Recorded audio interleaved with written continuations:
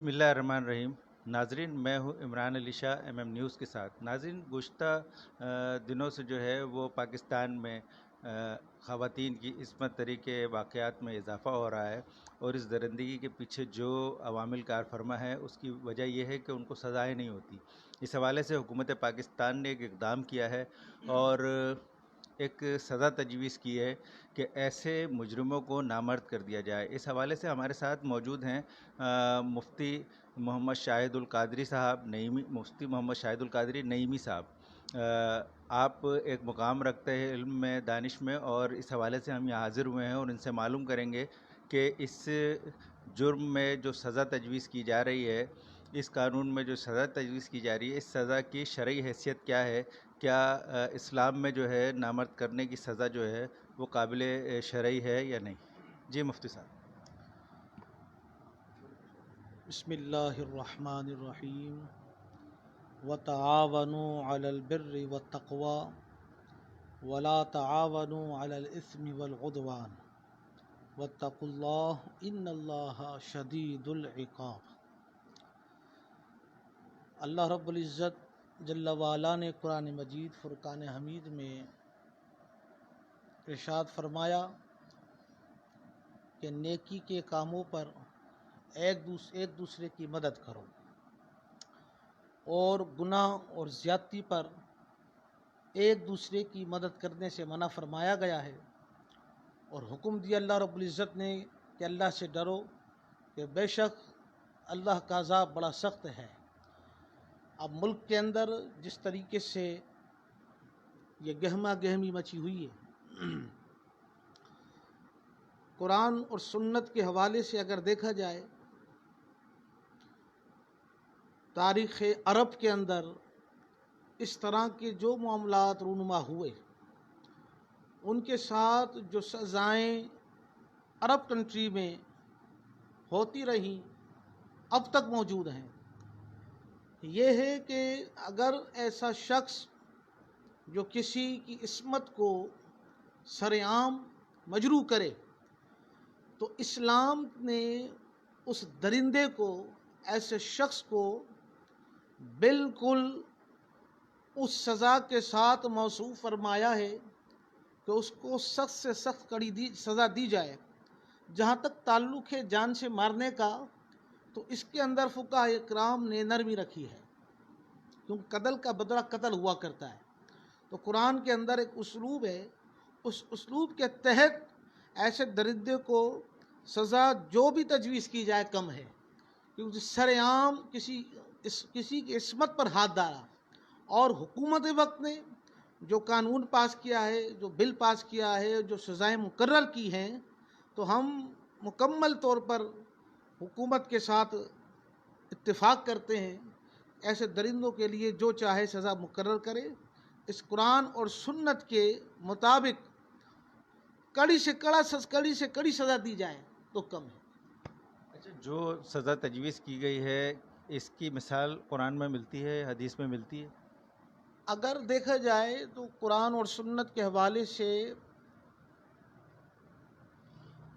تو ایسی مثال تو کہیں میری نظر سے گزری نہیں ہے، لیکن فی الوقت اگر حکومت یہ سزا مقرر کر رہی ہے، اور میں کہتا ہوں کرنی بھی چاہیے، تاکہ آگے 10 درندوں کو عبرت کا نشانہ بننے سے یہ معاملات اس کے سامنے رہتے ہوئے وہ رک جائیں، تو بالکل صحیح ہے، یہ سزا بالکل ہونی چاہیے۔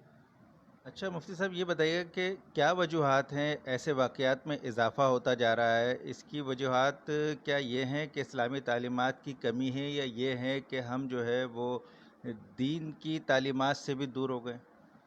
سب سے پہلی بات تو یہی ہے کہ ہم جس مذہب سے ہمارا تعلق، جس دین سے ہمارا تعلق، اور جن گھرانوں سے ہمارا تعلق ہے، ہمارے آباء و اجداد ہوں، تو جس شانداری سے اپنی زندگی قرآن اور سنت کے مطابق گزارتے آئے ہیں،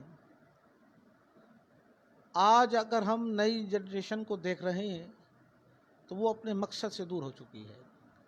وہ مقصد کیا ہے؟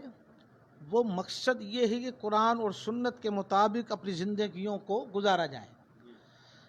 ایک بہت بڑی تعداد ہے جو اس وقت دین کی تعلیمات سے دور ہوتی چلی جا رہی ہے، اور یہ اسی کا سبب ہے کہ آج ہم نے اپنے دین کو اور شریعت کو، قرآن کو پس پش ڈال دیا ہے، جس کا سامنا آج ہمیں کرنا پڑ رہا ہے، ہمیں دیکھنا پڑ رہا ہے کہ کہیں نہ کہیں مہینے کے بعد، 1.5 مہینے کے بعد، 2 مہینے کے بعد یہ درندوں کو ایسی ہوا ملتی ہے اور اس طریقے سے معاملات جو ہے وہ سامنے ہوتے ہوئے نظر آ رہے ہیں۔ یہ دین سے دوری ہی کا نتیجہ ہے۔ اچھا، اس میں معاشرے میں یہ سرایت کر گئی ہے، یہ بیماری ہے یا یہ گناہ، تو اس کا ذمہ دار کس کو سمجھتے ہیں؟ حکومت نے اقدامات نہیں کیے، معاشرہ بہتر طور پہ تشکیل نہیں دیا، ایسا کا کیا وجوہات ہیں؟ اس کی جو ذمہ داری ہے ہم حکومت کے اوپر نہیں سونپ سکتے۔ ہر شخص اپنا ذمہ دار خود ہے، ہر شخص عقل رکھتا ہے، شعور رکھتا ہے، معاشرے کے اندر دیکھتا ہے ہر چیز۔ ہر شخص کا تعلق فیملی سے ہے، بہنوں سے ہے، ماں سے ہے، بیٹیوں سے ہے، لیکن جب ہمارے اندر کا جو ضمیر مردہ ہوتا چلا جا رہا ہے کہ ہم قرآن اور سنت کی بات سنتے ضرور ہیں، لیکن کیا وجہ ہے کہ ہم عمل کرنے میں بہت پیچھے چلے آ رہے ہیں۔